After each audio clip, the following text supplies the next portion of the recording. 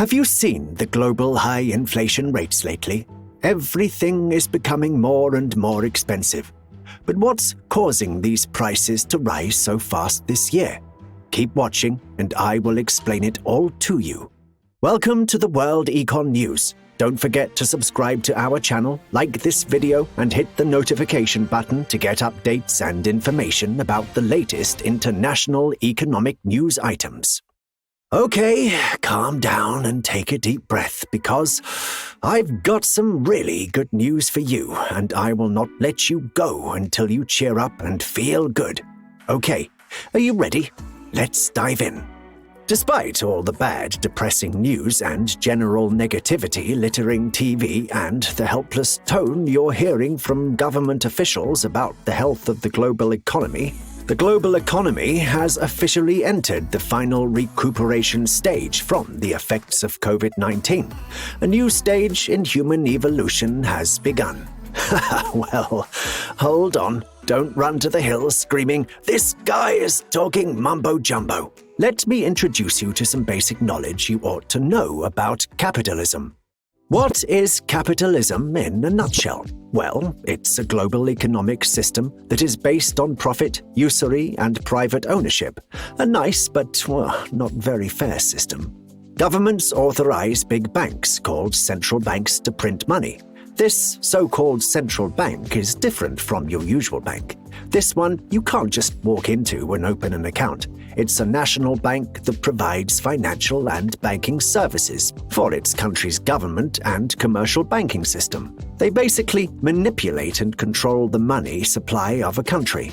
The governments can get information from these banks regarding what is happening in the world, prospective countries, and how much cash is needed in the near future to keep the economy sustained.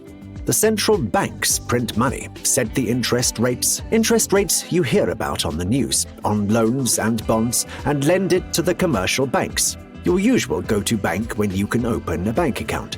Then the commercial banks lend that money to big corporations and you, me, and Santa Claus at a higher interest rate. And the wheel goes round and round, round and round. Do not get me wrong and do not judge. Regulated capitalism can actually work. And now, ladies and gentlemen, the big question is, how on earth can this fundamental process in capitalism cause inflation to balloon? The answer is printing too much money, which creates an imbalance. Now you're wondering, how is throwing money in the streets and making everyone happy causing inflation, higher prices, and thus unhappy people? Well, the appearance of too much cash in a short time causes sudden higher demand for everything for no apparent reason other than the fact that too much money is in circulation. And as you already know, higher demand causes prices to go up, and this is called inflation. It would be just awesome if governments just kept printing all that money and handing it out. But guess what? It's not free money. They are loans and must be paid back with interest, sometimes as much as double the amount loaned. Don't forget that the wheel must keep going round and round. It's a circular process. Capitalism does not care if you can pay back that loan or not.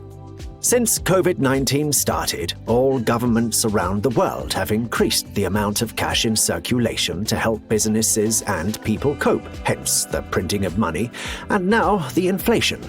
You probably heard about the supply-demand chain crisis that is affecting inflation. It's a contributing factor, but as you've probably heard, the problem has been dealt with and it's diminishing fast. So relax and do not sweat too much over it. It's almost gone. But you probably want to know what happened anyway, right? Okay. COVID-19 caused many factories around the globe to either shut down or downsize operations, hence less production, thus fewer products in the markets. As time passed by, merely months, the retailers began to suffer shortages while demand remained the same or went up, which resulted in higher prices, since it's a natural phenomenon in business. Lower supply plus higher demand equals higher prices. You probably remember the toilet paper shortage. Thank God that's been resolved. Another thing worth mentioning here is the fact that many factories that decided to return to operations at full capacity simply couldn't get the raw materials and parts needed as fast as they wished.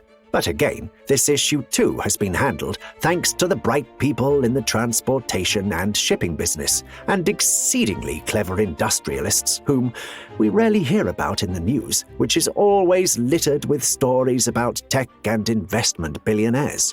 The supply-demand chain is a very sensitive process.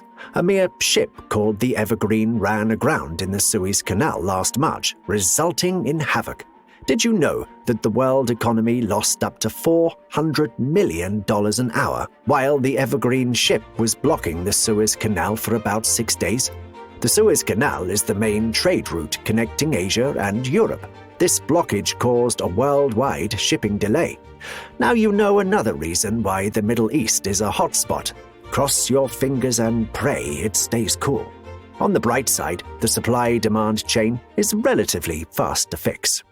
Now let's start talking about some of the good news. Governments around the world finally snapped out of their self-induced comas caused by COVID-19 fears and began reducing the easy money printing fiasco which started as a countermeasure to COVID-19. They are also well on their way to increasing the interest rate. These actions can lead to possible higher unemployment rates and potentially lower wages since big banks become more careful with their cash supply and picky about who they lend it to, while big business becomes wary of taking big risks with borrowed money. Fortunately, governments deal with that dilemma by creating more jobs in the public sector and rolling out programs that create jobs in infrastructure and other areas. For example, the US government has just passed a $1.2 trillion infrastructure bill. Such mobilization by governments causes the economy to go back to a normal pace, at which the annual inflation rate remains around 2% or a little less. Now, are you wondering where the governments get money from to fund these projects? The answer is summed in one word: taxes, which they already collect. But here is some more good news. There's a lot of chatter about increasing taxes only on the super-rich and billionaires in particular, because, as you have already heard, since COVID-19 started, the number of billionaires increased dramatically, and the wealth of most multi-billionaires doubled, and in some case tripled.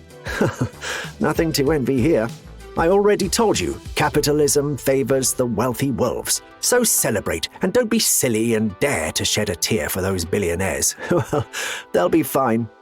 Congratulations! Now you are an expert. And no, you don't have to use fancy terms such as government tapering, quantitative easing, and whatever else those fancy economists and financial experts use. Trust me, the global economy and capitalism are easier to understand than you think. What's that? I can't hear you. You want to hear some more good news? Okay, now check this out. Global warming, aka climate change, has just given the global economy a serious lifeline. Hold on, what? How? Bear with me. Everyone is concerned about the environment, pollution levels, and climate change, even those who are deniers. Deep inside, they are concerned. But due to human nature, some people are just not comfortable expressing their true feelings. Anyway, during the UN Climate Change Conference, COP26 in Glasgow in November of this year, most nations pledged to facilitate the process at which they lower their CO2 and methane footprint. Which is a good thing, but there is something else going on, something incredibly amazing happening as we speak, something unprecedented. The world's richest individuals and corporations are becoming more and more afraid of their customers because these customers are increasingly demanding clean, sustainable, environmentally friendly products. The will of the masses, aka the people, will always win, especially when they unite and have a good few lawyers, journalists, and experts backing them.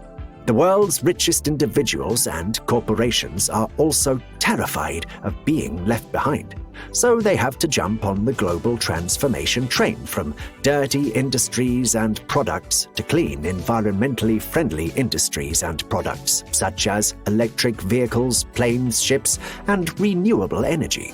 This created a natural evolution driven by the almighty despicable greed. The tables have turned. Industrialists and corporations in general are now competing to become nice to the environment. Now, how is this helping the world economy? Think of it this way.